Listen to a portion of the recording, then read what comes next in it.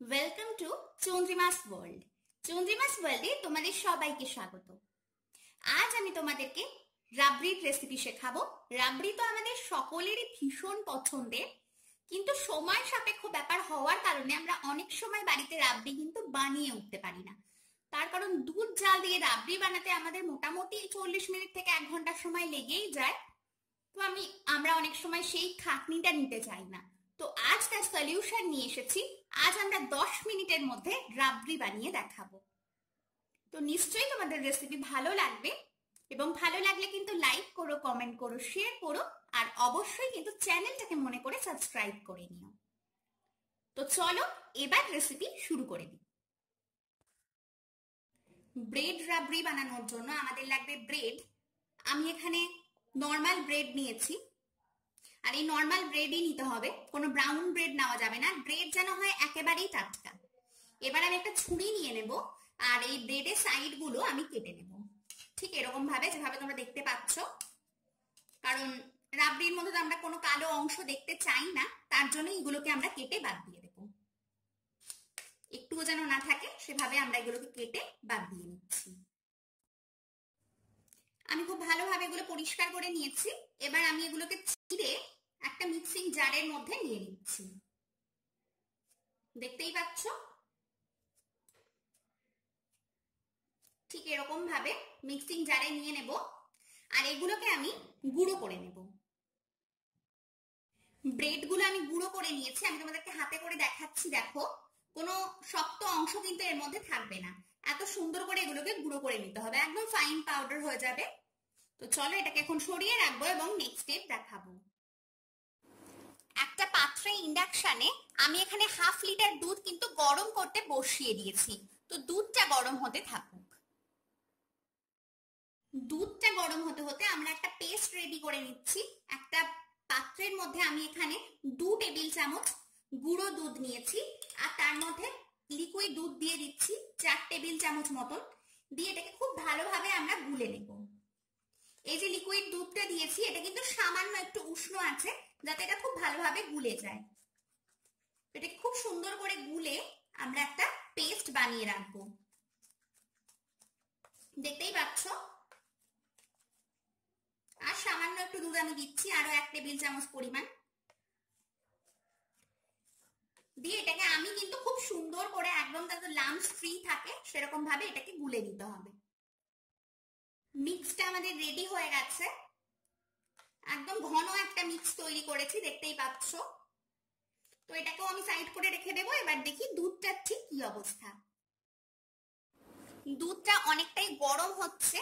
তো এর মধ্যে আমরা এখন এলাচ দিয়ে দেবো। আমি 4টে এলাচের শুধু খোসাটা ছাড়িয়ে ভেতরের অংশটাকে ছাড়িয়ে নিয়েছি।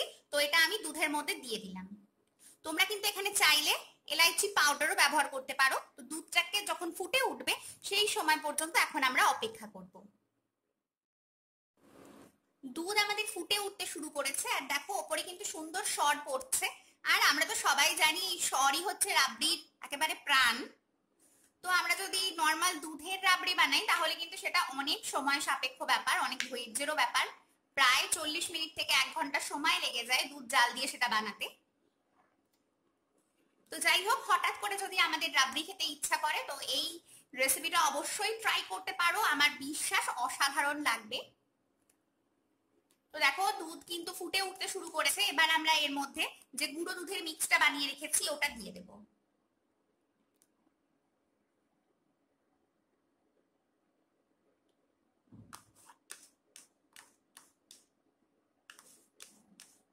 এর ফলে দুধটা কিন্তু অনেকটাই গাঢ় হয়ে যাবে।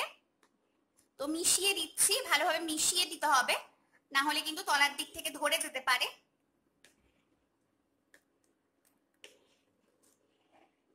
এবং 1 মিনিট সময় পর্যন্ত এটাকে এরকম নাড়তে চাড়তেই আমরা কিন্তু ফুটিয়ে নেব। আরো 1 মিনিট ফুটিয়ে নেওয়ার পর এর মধ্যে আমরা চিনি অ্যাড করব। আমি এখানে 2 টেবিল চামচ চিনি দিচ্ছি। তো তোমরা যদি চিনি বেশি খেতে পছন্দ করো বেশিও দিতে পারো, কিন্তু রাবড়িতে কিন্তু খুব বেশি মিষ্টি ভালো লাগে না। তো মিষ্টি নিজেদের পছন্দ মতো দিতে পারো। চিনিটা এবার আমরা মিশিয়ে দেব, আর গুলে যাওয়া পর্যন্ত অপেক্ষা করব।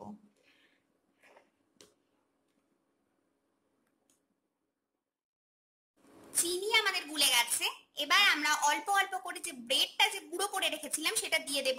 একেবারে পুরোটা দেব না, তাহলে দলা বেঁধে যেতে পারে। একবার দিয়ে ভালো করে মিশিয়ে নেব, তারপর দেব। এরকম ভাবে 3 বারে আমরা এটাকে অ্যাড করব। প্রথমবার দিয়ে দেখো খুব ভালো করে কিন্তু আমি মিশিয়ে দিয়েছি। আবার সেকেন্ড টাইম আমি দেব।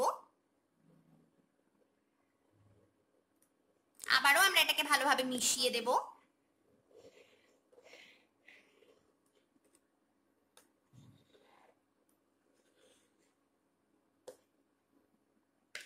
এবার আমরা বাকিটা দিয়ে দিচ্ছি। আবারও ভালো করে মিশিয়ে দিচ্ছি। খুব ভালো করে মেশানো কিন্তু প্রয়োজনীয়, না হলে লেগে যাবে।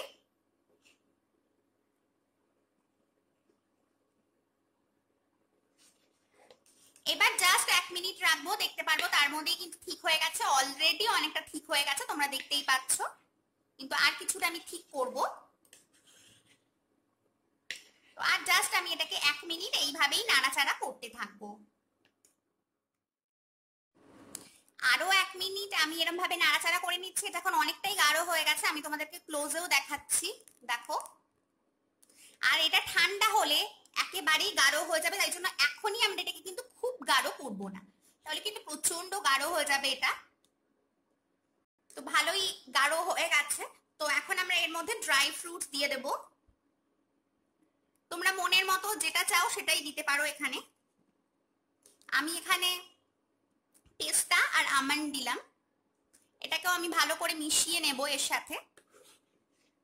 দেখো অলরেডি কত সুন্দর এটাকে দেখতে লাগছে। গেস্টের কাছে সার্ভ করলে তারা এটা ধরতেও পারবে না যে তোমরা এটা ব্রেড দিয়ে বানিয়েছো। এটা এতটাই টেস্টি খেতে হয়। তো এখনই আমরা এখানে গ্যাসটাকে অফ করে দিচ্ছি আর এটাকে একটু ঠান্ডা করে দিচ্ছি। 5 মিনিট জাস্ট আমি এটাকে একটু ঠান্ডা করে নিয়েছি। তো এখনই আমি তোমাদেরকে এটা দেখাচ্ছি যে এটা ঠিক কতটা গাঢ় হয়েছে। দেখো কত সুন্দর এটা তৈরি হয়েছে।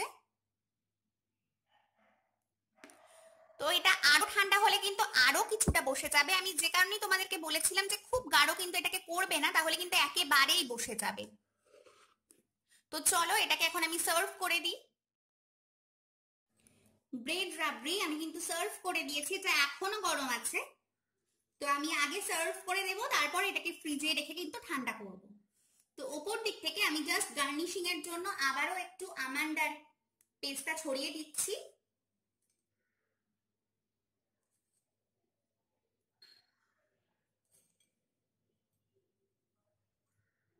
দেখতেই পাচ্ছ 10 মিনিটের মধ্যেই অসাধারণ স্বাদের রাবড়ি আমাদের কিন্তু রেডি হয়ে গেল।